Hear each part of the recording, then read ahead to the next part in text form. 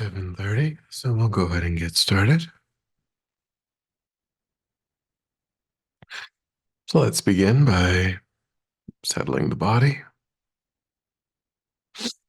adopting a stable, comfortable, upright position serviceable for meditation. So we think about keeping our feet flat and our back straight, torso open, hands in the lap, right over left with the palms upturned and the thumbs gently touching.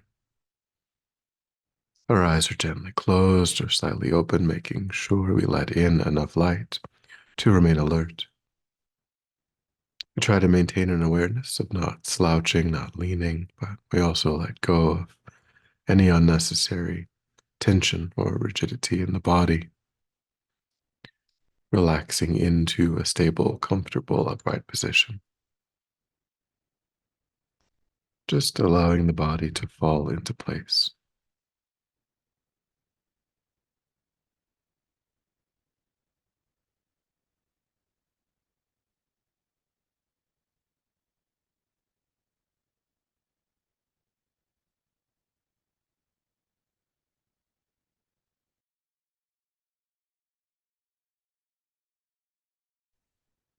And then begin to let go of attending to the environment, allowing sights and sounds to be as they are without investigation, constraining your awareness just to the body and mind.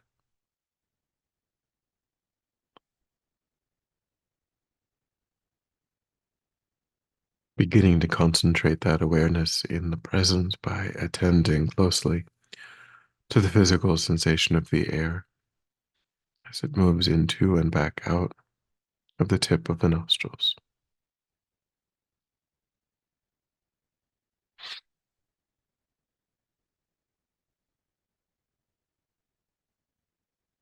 Giving yourself the instruction to notice quickly when anything other than that one physical sensation is arising in the mind.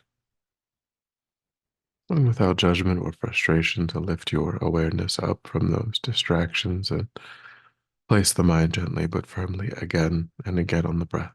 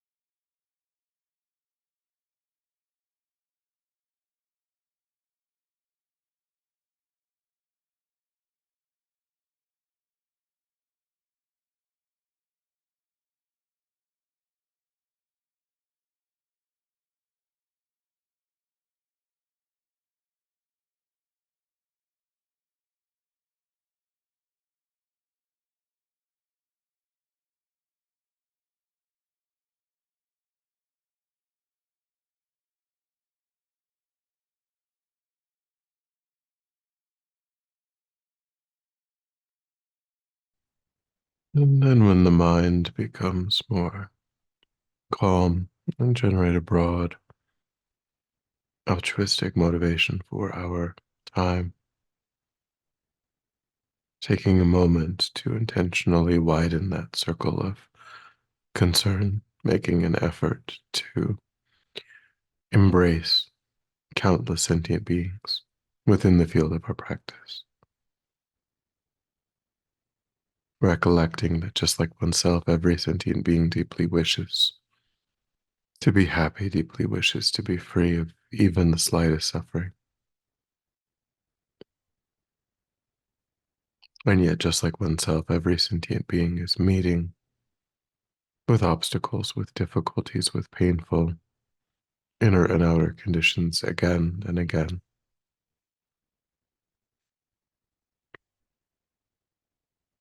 Recognizing that there are no sentient beings who have a claim to being successful in accomplishing their wish of being genuinely, truly content, being free of suffering that's greater than any other sentient being.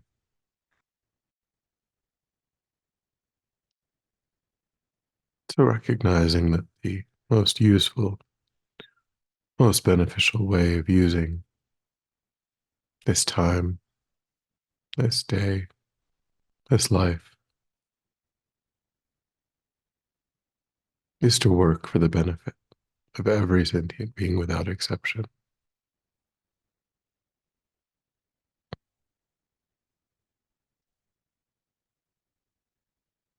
And our own success in that depends upon the nature of our own mind, our own familiarities, our own habits, our own tendencies.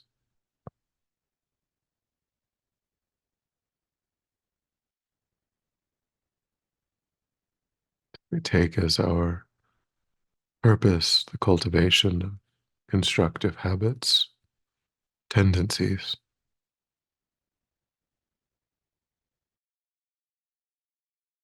the reduction, the ultimate elimination of tendencies and habits, states of mind that are not beneficial or constructive.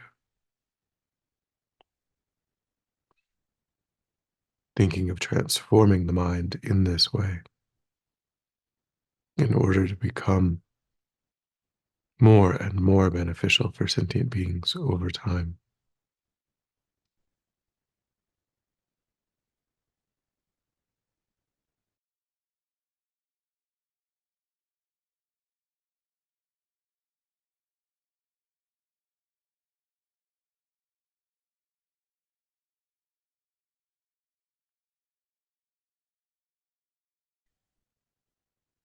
And then with that motivation, we will continue contemplating the 8 verses of thought transformation. The second verse: whenever I am with others, I will practice seeing myself as the lowest of all, and from the very depths of my heart, I will hold others dear and supreme. Whenever I am with others, I will practice seeing myself as the lowest of all, and from the very depths of my heart, I will hold others as dear and supreme. So, at this verse, we're contemplating a mental training in putting the needs of others above our own.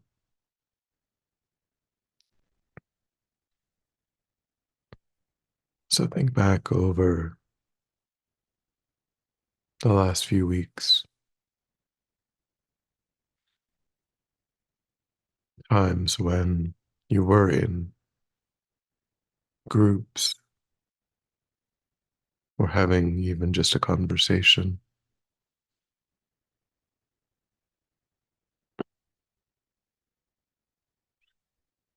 and think about your normal habitual patterns.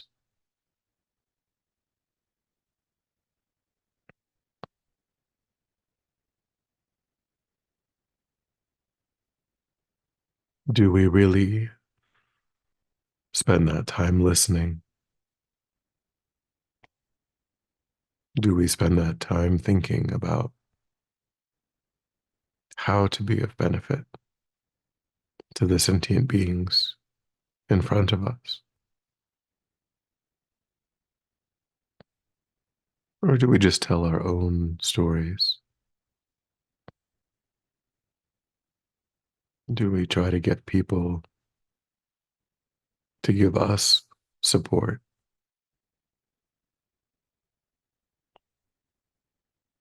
Do we see ourselves as the most important or the least important of all? This is not a training in low self esteem, but rather intentionally prioritizing the needs of others.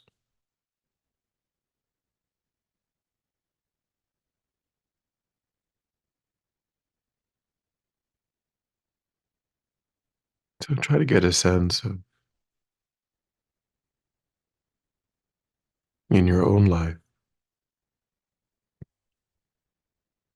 how you're working with this training.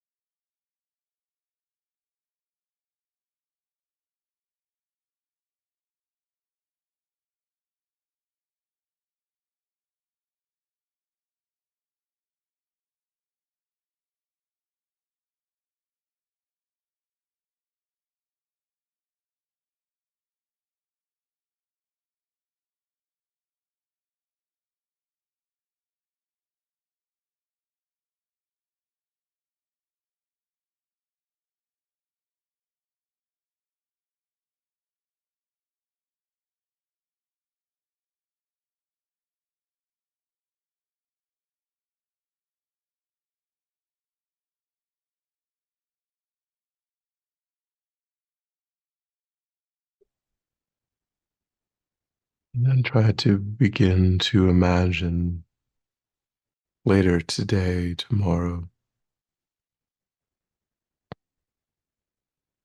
when you are again with others, what ways might you be able to begin to shift those tendencies, those habits?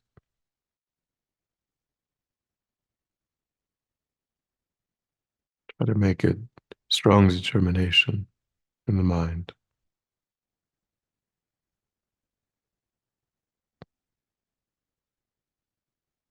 to think of oneself as the helper of the sentient beings that are before you.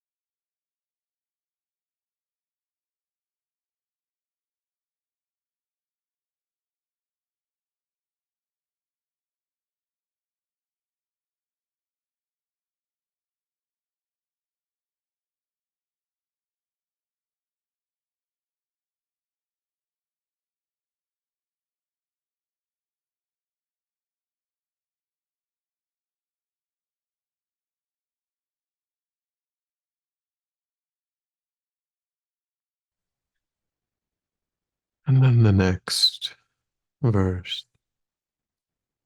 In all actions, I will examine my mind, and the moment a delusion arises, endangering myself and others, I will confront and avert it without delay.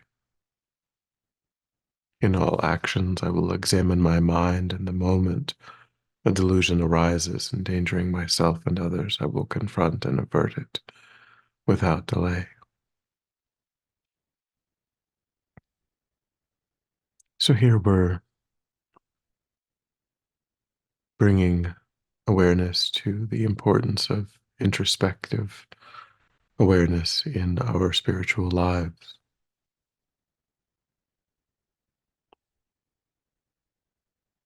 recognizing that these delusions of anger, attachment, jealousy, malice, greediness, when these are present in the mind, we ourselves are in danger of creating negative karma,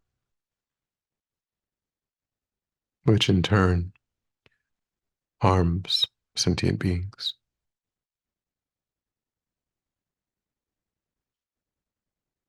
And it's only when the mind is under these afflicted states that oneself and others are in danger. And so it becomes critically important to maintain that vigilance,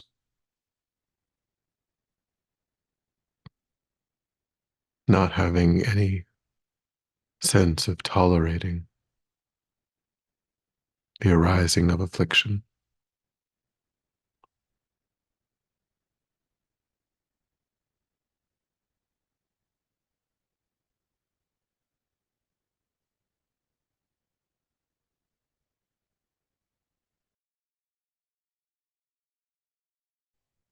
So again, think back over the past week, past month.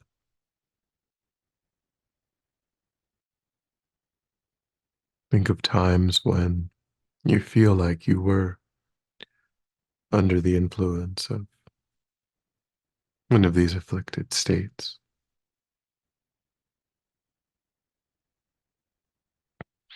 Just pick maybe two instances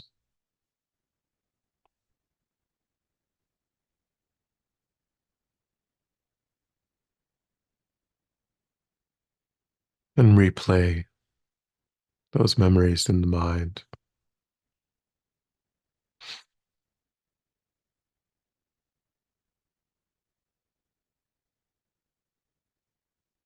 starting from before anything was said or done that gave rise to that afflicted state.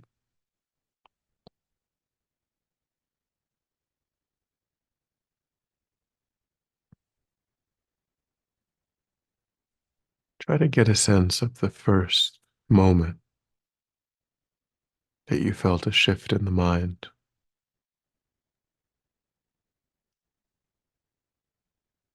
that you felt agitation,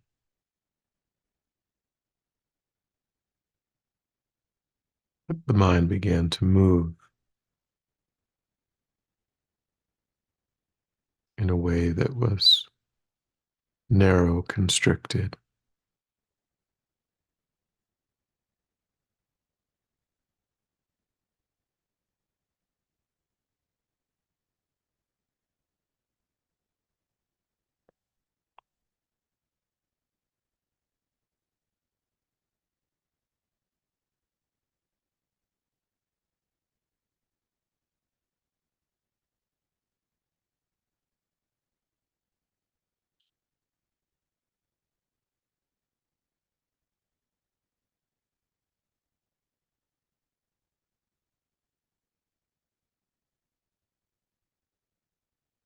And try to think in that first moment, what could I have done to confront, to avert that pathway that the mind was traveling down,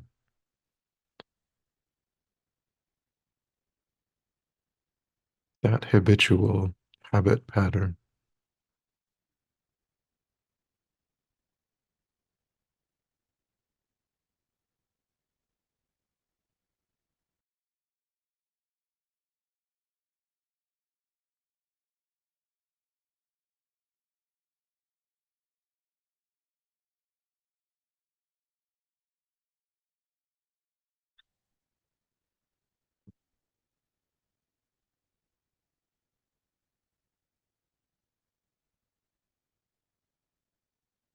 And imagine that you did apply that antidote in that first moment.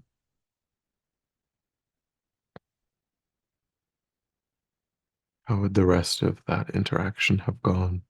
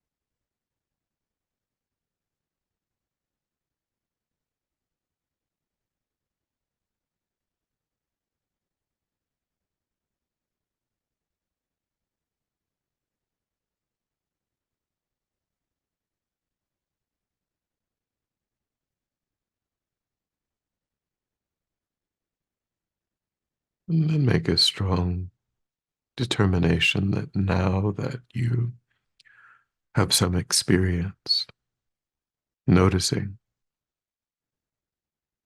what the mind feels like as it moves from a state of relative calm, relative peace into a state of delusion or affliction, that you will maintain a sense of vigilance, watching the mind, and that you won't have a sense of complacency when delusion, affliction arises. You'll make an effort to apply an antidote as quickly as possible.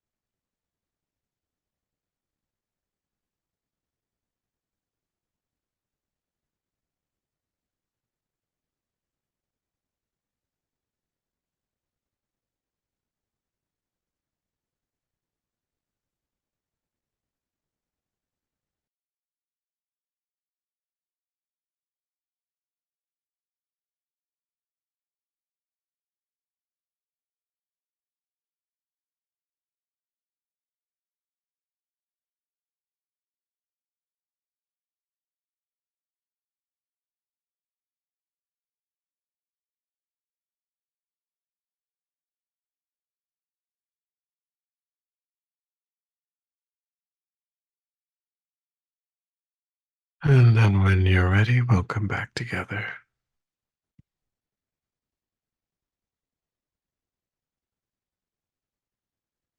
and we'll dedicate. So recollect your altruistic motivation and think that by having engaged in this contemplation, you've actualized that motivation, which has generated positive energy in the mind.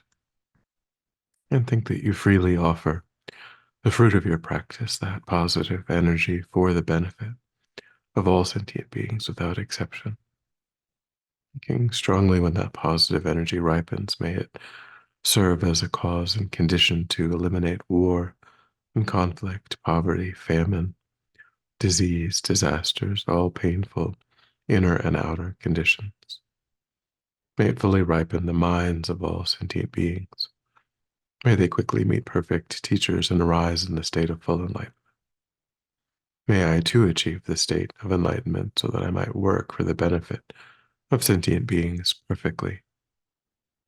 May any obstacles facing the Guru's long life be completely dispelled. May I and all sentient beings in this moment come under the joyful care and guidance of enlightened beings. May we be guided and protected until we swiftly achieve that state of enlightenment.